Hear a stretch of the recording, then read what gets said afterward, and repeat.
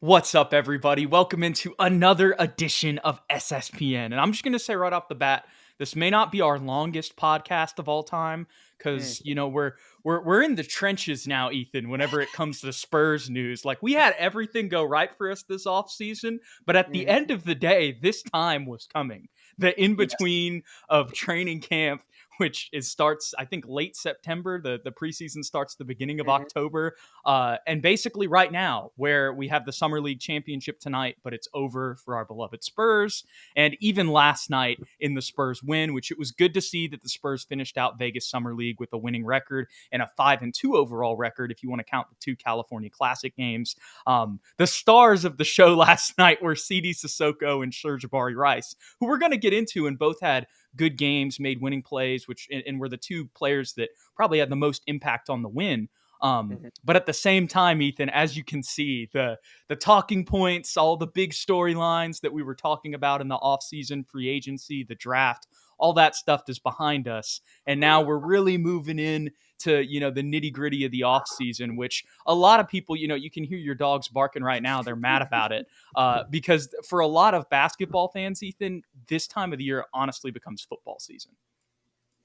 Yeah, absolutely. And we are about to hit the classic purgatory state, like you were talking about. So we appreciate anybody that is in here and watching Spurs content because we know it's going to get rough for a while. Um, sorry, dude, I was really distracted by the dog barking. I don't know what you said. No, you're completely good. You were actually responding right to my Was I question. right? Okay, Yes, cool. it was basically just talking about how, like you said, it's Spurs purgatory time, and Mhm. there's not a lot of stuff to talk about. I said this is what I said. I said that this is when a lot of basketball fans become it's football season for them, if you will. And for those of you guys not in America, I think y'all get what I'm talking about. American football is about to start, so this is kind of when people start thinking about that in the beginning of August, and kind of tune out of basketball until the preseason gets started again in October. Obviously, there's still the super fans, which are the people here with us today, Ethan. Um, but we're going to be with you, and we're still going to be with you through this trying time, if you Yes. will. But let's jump into some Spurs talk with all that housekeeping out of the way, Ethan. The last live that we did was right before the Spurs game against the Detroit Pistons this past Friday, so we're going to talk about that one, since we didn't get to talk about it. Another solid performance from Dominic Barlow with 19 and 11. You can talk about getting dunked on by Asar Thompson, but the next play, he went down the court and got a mid-range bucket to basically erase it. I know it doesn't erase the momentum, but it does erase it on the scoreboard. And still, another consistent game from him. You had 10 from Blake Wesley, not the greatest shooting night of all time, but did have 8 boards. I just looked at the shooting numbers. I didn't even realize it was that bad watching the Yeah, game. 3 for Um, 17. so, unfortunately for Blake, still kind of trying to work on that. 0 for 3 from 3 as well. But we got to see Serge Rice's debut. He had 11 points, a block, 3 steals in his debut, as well as an assist and 2 boards. And yeah, he was the second leading scorer. Other than that, it was Blake who didn't have the greatest shooting game. And then CD Sissoko kind of had another similar CD game. He had his best game of Summer League to end it off in the game against the Thunder. But in this one, was able to get 5 boards, 2 assists, a steal, and a block, and 6 points. Kind of what we've seen from him so far. It was really Dominic Barlow leading the show in this one, going head to head with Asar Thompson, his former overtime elite mate, if you will. And the Spurs weren't able to get the dub in this one, but I still didn't think this was a horrible game. I know you're going to look at Blake and not think that it was the greatest, but from what I saw from Serge Ibaka in his debut, and then the consistency from Barlow continuing without, Champagny, Mhm. Malachi, and then Wembenyama on the court was also a good thing to see.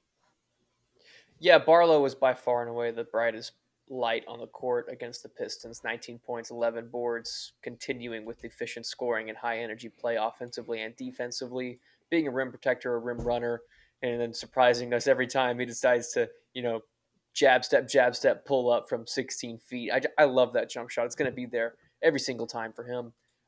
Blake, the shooting woes, I'm not worried about the shooting woes. I mean, he can score when he needs to. It's just an off game. We can't underestimate chemistry being a difficulty. You can't take away Champagny, Wemby, and Malachi, three guys that were extremely important. Champagny was probably the most important because of the continuity factor. He played from game one all the way until the Detroit game, and he was, effective not only as a scorer but as a facilitator and as a defender. So that has to be a component as to why he played so poorly. The most um, concerning stat for Blake is that he only had one assist and he was the primary ball handler the entire game.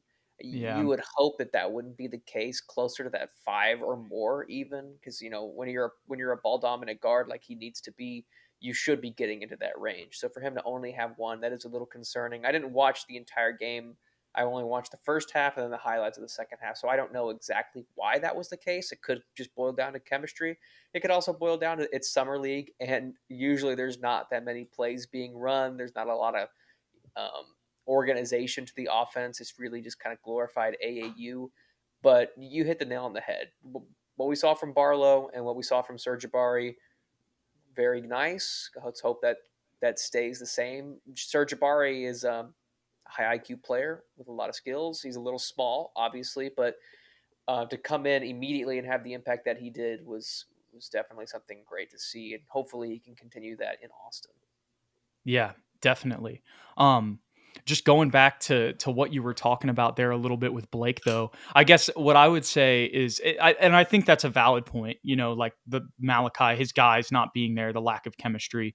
But at the same time, in a second year player, especially when it comes to Blake's situation, it's almost like this is the opportunity that you'd Yeah, like to see him take advantage. Um, and when we go back to the Pistons game, well, excuse me, that was the that Pistons was the game when Pistons game. yeah, Yeah. when he shot. And that was his last game as well too. Um Mm-hmm. so yeah, you just that's the, like I said, the flip side is that would be the opportunity with Malachi and Champagny off the court to maybe show off your mid-range jumper a little bit, show how you can be a 20-point scorer, in this situation. But at the same time, what you said, it's not one or the other. It's a mixture of both. It's a little bit that the chemistry was there. He probably should have played better than he did, but there was still an impact, not having those guys on the floor as well. And also, I don't know how often Asar Thompson was guarding him, but that dude's locked down. So if he was That's a one on good one point. against Asar, that's a difficult matchup, especially when you're really the only guy that can create a shot offensively. Yeah. I don't know that for a fact. I'd have to go back and watch the tape. But when you think about it, it feels like that's who Asar Thompson would be guarding. He did have 14 boards. He was in the paint a lot. But he really, other than that dunk that he had on Barlow, I don't remember seeing him matched up with him too much. Now, I say that, and I'm remembering in my head a little bit after that, there were some back and forths, especially with them knowing each other, both being from Overtime Elite. But like, Mm-hmm. other than that little stretch in the game, it wasn't like he was going one on one with Barlow for rebounds. You know what I'm saying? So I Yeah, believe with his perimeter defense that they would have put him on Blake because Blake was the best perimeter scorer, at least on the summer league team. That yeah, game coming into for the sure. game. If you know, put it in the comments. Educate us. Yes, please. We try to keep track of everything here, but we can't keep track of everything. Fact, it's a lot. But moving on to the second game, Ethan, where the Mm. Spurs bounced back and got a 98-94 win, which I watched the full thing last night. I actually wasn't expecting to. I was like, I'm going to turn this on, watch it for a little bit. We'll see what happens. But I ended up watching the full thing. It was probably because it was the last Spurs game that we're going to get until October. And I got to see a lot of Serge Rice and CD Sissoko in that game. And I also got to see a lot of the rest of the roster, like Javante McCoy, Eric Stevenson, Yep. Bediako. Let me see. I got to see 10 minutes of Justin Kier. We had not seen that all year. And 12 minutes of Sean D. Brown. I mean, I could go down. Everybody played. Everybody Yeah. played tonight. I don't even remember. I remember Logan Johnson. I do not remember Justin Gorham's 8 minutes. I apologize. Um, but that I watched everybody is the point here, Ethan. And the good news is that CD Sissoko had his best game as a Spur. Obviously still just summer league, but had 8 boards, 6 assists, 2 blocks, and 10 points. With just one foul as well. That's probably his lowest foul game Wow. all summer league. So not only was it a near triple double, but you saw the fouls, which have kind of been consistent with him throughout Hmm. summer league, have his dissipate in a sense, at least in this game. Um, it kind of ties into what you said the last time we talked, Ethan. You said you hope that CD's a guy who just goes out there and gets 5, 5, and 5. This was basically just the better version of that in the Yeah, context of summer league. for sure. I mean, this was his moment. We talked about Blake in the Pistons game. Like, he was really the only guy out there that's going to have like a future with the San Antonio Spurs. Like, no disrespect to the other dudes. Serge Ibaka maybe a little bit, but CD Sissoko, to our knowledge, is a role player moving forward. So for him to come out and have 10, 6, and 8 like he did on efficient scoring 60% while keeping himself under control defensively, it's exactly what we needed from CD, and we finally got the win. Yeah, absolutely. And you talked about Serge Ibaka Rice, touched on him a little bit. From these first two games that I've watched, dude, I'm just so glad we brought him in on the two-way. Like you said, he's a little skinny right now. He's going to have to put on some weight. But dude, when I was watching this summer league, I know it's just summer league, and this is more of a comparison age-wise and like journey-wise than whenever it comes to play style. Although they are both 6'4" and will kind of be combo guards. It reminds me of Derek White. I know that's going to sound crazy because Derek White was a first round pick, but remember, Derek White was 23 years old when he came in to the Spurs. Javante McCoy is 24 years old and had a crazy journey in college. A lot of it had to do with COVID. I believe he was at New Mexico before Texas, and I believe he was at somewhere else, maybe even like a JUCO before New Mexico. I'm going to Google that to confirm it as of right now. You mean Obviously, Serge I'm Ibaka, right? yes, Okay, Serge you said Ibaka, Javante excuse me. McCoy. Oh my So gosh, I just did wanted I to double really? check. Yeah, I just wanted Thank to you double so check. much. Yeah, you're welcome. I can't believe myself for that one. No, you're Okay, fine. no, so played at New Mexico State, excuse me, not New Mexico. New Mexico State didn't play anywhere before then. I got that wrong. Um, but was originally from Missouri City, Texas. And so played 4 years there because of the COVID year, was able to go play, at Texas, which I assume was his dream school, his final year. And we saw him show out this season. Whenever it came to March Madness, had some big games there and some other big games throughout the seasons for them because this was his 1 year at Texas and he came in and was immediately a starter and a key player for them. So to see his journey kind of from mid-major to D1 because of the COVID year and then getting picked up on this two-way opportunity, it's obviously different than Derek White, but it's similar in the sense that he didn't have the traditional NBA journey. He's older coming in, he's a combo guard, but he was somebody on the first game, Ethan. He was like telling people where to Hmm. go in the offensive set, like his first time facilitating. That's somebody who's experienced and has a high basketball IQ. I don't care what the situation is. You didn't see that from Malachi Branham or Blake Wesley last year. That's not me saying that Serge Ibaka is going to be more talented or better than either of those guys, but that's Hmm. just an example of how him coming in at the age that he is with the experience he has is something. Is one, it matters, but two, it's something that's uncommon. Um, and obviously a lot of that has to do with his age, but it's even uncommon in the sense that it's uncommon for the Spurs. Like you Hmm. just don't usually see a guy coming in and like telling people where to go on offense in their first summer league possession, regardless of who it is. And like I said, the context is still key. He's not going to, I'm not saying he's going to be, a superstar moving forward, but he's someone who brings a lot of skills and a lot of traits that just fit the Spurs. He was diving for loose balls. He's a good shooter. He created a couple times off the dribble as well on pull-ups. And one of the three things I was talking about, Ethan, when we came in or before the last game that we were about to watch on the live was I wanted to see his shooting and how that translated. That looked pretty solid. His ball handling, it looked better than I expected. I was not expecting him to really be facilitating in the sense that he was. I was expecting him to be more of a catch and shoot guy. And then defensively, he looked a lot better than I thought as well. I believe he had some steals. Yeah, he had 3 steals in that debut against the Pistons, and he had 4 steals in the game against the Thunder. So definitely the facilitation ability and the defense. Granted, it's still summer league. Impressed me. Yeah, I mean, you took the words right out of my mouth. The most impressive thing for me was just his high IQ, his leadership ability, coming in, like you said, like a general immediately. He's a smooth operator. He stays calm under pressure. We saw that when he got kind of trapped in the corner there, and he just stayed calm. Couple pump fakes, one dribble pull up, baseline, 16-footer, cash. Smooth jump shot. I think he shot 20% from three in the first game and 17% from three in the second game. So and only 2 games, small sample size. We saw what he could do at UT, obviously. So I'm sure that will improve once he gets to Austin. But not a lot of flaws. And the most impressive thing for me, Jude, is 2 completely different personnel groups that he was playing with in both games, Yeah. and pretty much the same consistent performance and stat line across both. That's a high IQ player. That's an intelligent guy. That shows his age. He's not a 19-year-old. He's what, 22, 23? 24. 24.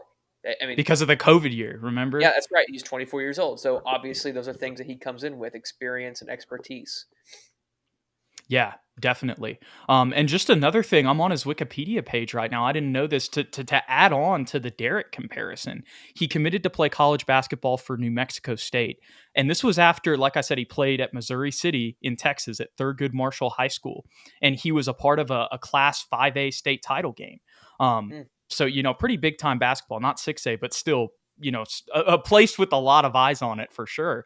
And his only 2 scholarships coming out of high school were New Mexico State and UMass. Those were the only 2 D1 scholarships. So Wow. someone who's kind of been slept on a little bit, had to work his way in those 4 years to finally get the opportunity at his dream school. And now he's getting to play for another team in Texas. So just a good feel good story there for Serge Ibaka. The nice thing for him is there's really nobody in his way when he gets to Austin, because the other Yeah. 2 guys that we'll be watching and like catering to in Austin are bigs. It's or CD Sissoko and I'm so Barlow. sorry, Barlow, and they don't play his position, so that will allow him to really take the opportunity with both Big hands. three. Big Big three in three is Austin. right. Big three is right. The Lob City Austin Spurs And I wonder if we can get some more fans, some Longhorn fans, out to some games to go for catch sure. them, just to get the vibes up in the HEB Center. Me and my Absolutely. girlfriend will probably have to go check out a game. She remembers Serge Ibaka from last season. She's a Link big up with UT my boy fan. Dave. He'll be there. Yes, sir. Yes, sir. All righty, man. Well, hey, on top of the summer league games that we've missed, we've got some new additions, and we've And also got subtractions. we've got a Oh, I tragic took it away. we got a I'm tragic sorry. loss, Ethan. You know. I took away It's your okay. momentum. No, it's okay. It's fine because we got the video out. We got Lamar Stevens in the thumbnail when he was a Spur, but now he's not anymore. As the Spurs announced today that they're waiving Lamar Stevens, I'm sure because they're bringing in Cam Payne.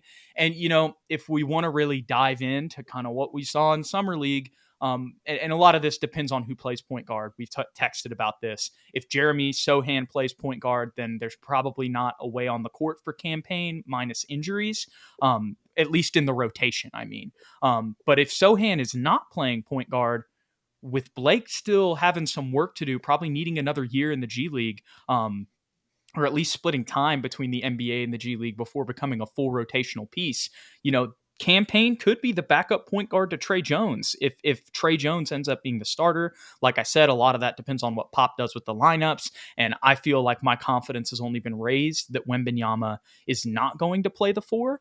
But maybe they surprise us and move a Jeremy Sohan or a Keldon Johnson to the bench, as a lot of people have speculated. I don't think that that's going to be the case, but really, we could sit here and speculate and talk about what I think or what you think, but we're not going to find out until training camp. But I think there's a reason that they cut Lamar Stevens to allow a chance to have Cam Payne on the roster, because of Blake still needing that work in progression. And in our last video that we did, Ethan, we talked about the 2 guys out of that group that were most likely to get on the roster. It was Shetty Osman and Reggie Bullock. So if one guy was going to go out of that group, as much as I said, and I still stand by this, I liked Lamar Stevens' highlights. I thought he was much better than I expected after going and watching him after just hearing his name. It still seems like this was the when you have those 3 forwards and you're in the situation the Spurs are in, where you have already got a lot of other young wings, you bring in Shetty and Reggie. Yeah, it felt inevitable. As much as we liked him, as much as he kind of fit the timeline, it's just the other 2 guys were much better at this point in their careers, Yeah. especially as a fit with the Spurs. Rotationally, I have no idea what's going to be. I don't even want to guess what it's going to be. I don't think we will know until October Exactly. 4th or whatever the first preseason game is, when Pop rolls out the starters. And oh, okay, so this is what it is. That's when we will know. A lot of people have a lot of different opinions. Some Right. people think Cam Payne should start at point guard. I saw that on Twitter yesterday and today. I don't think that's going to happen. I think it'll be between Trey or Jeremy. But I like Cameron Payne. I mean, we basically swapped a second and then added Cam Payne and cash. And So and got a pick swap, an unprotected pick swap in 2030.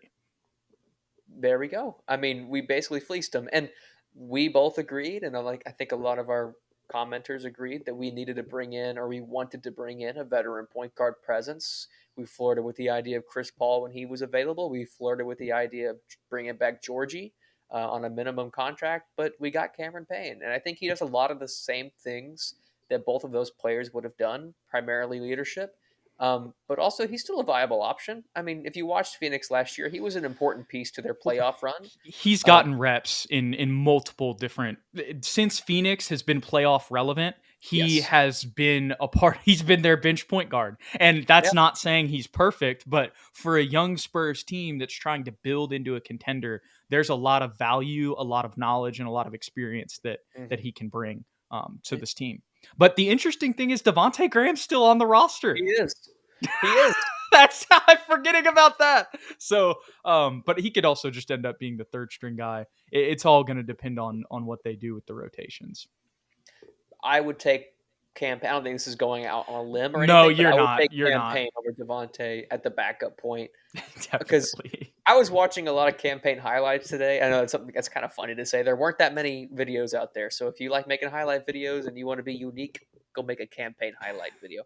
Anyway, Campaign, he's a really solid player in the pick and roll. Like, as far as finding bigs, running to the rim, and finding the open guy on the weak side corner, he's got some vision there. And there were times, I know Chris Paul's like 39 years old, but there were times last year and even the year prior that they chose to play Cam Payne in crutch time over Chris Paul because he just was more of a viable option. He had better legs. He was, whatever the case may be.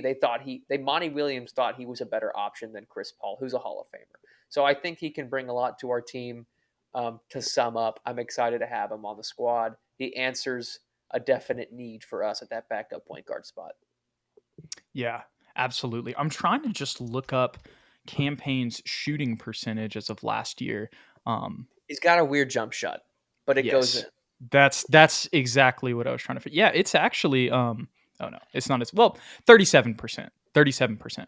That's So good. not. That's pretty. That's around kind of. I didn't think That's it was above world league beating, average. but I also thought he was a pretty solid shooter. Yeah, And yeah, I had that image kind of the lefty jump shot in my head too. But most of the times, all lefties can shoot they're smooth. regardless of how the shot looks. So yeah, I mean, there's not really too much else to say on Campaign. He will most likely, if he makes the roster, compete for a backup point guard role. What a riveting thought there, Ethan. And God Groundbreaking. forbid we have injuries. No, okay, but that's That's a actually legitimate concern. that is a legitimate. That's a great point. But in order to get rid of Campaign, we cut Lamar Stevens, Rip. which we already talked about, but he's just. I think he's worth a second mention.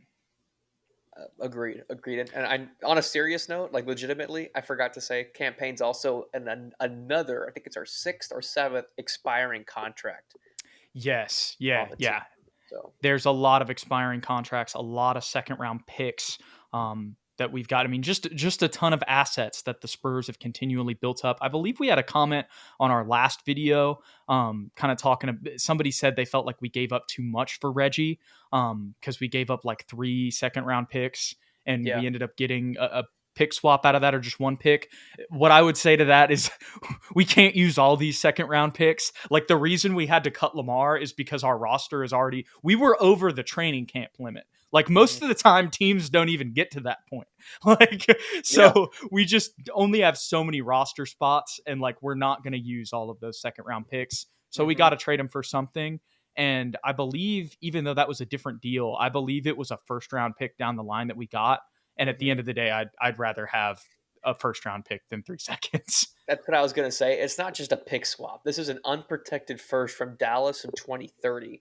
And by that Yeah. point, they might not have Luka Doncic. Like Dallas could Yeah. implode by that point, so it could be a lottery pick. Yeah. And at the end of the day too, like while you're still gonna have your Jokic's and your Tonys and your Manus that you'll find in the second round, it's just like I said, the first round pick is just a higher value too, like Sure. regardless of where it is. But even and then when you add it in, it's even better, like you said. And Reggie Bullock. I like Reggie Yeah, Bullock. me And too. we might flip him for 3 seconds. He's probably worth Right. 3 seconds to get them all back. Dude, I didn't even think about that. Yeah, so many of these guys. I mean, even a Shetty Osman, if we could get 4 second round picks for Jay Rich, who didn't even really play for them and then went back to Miami.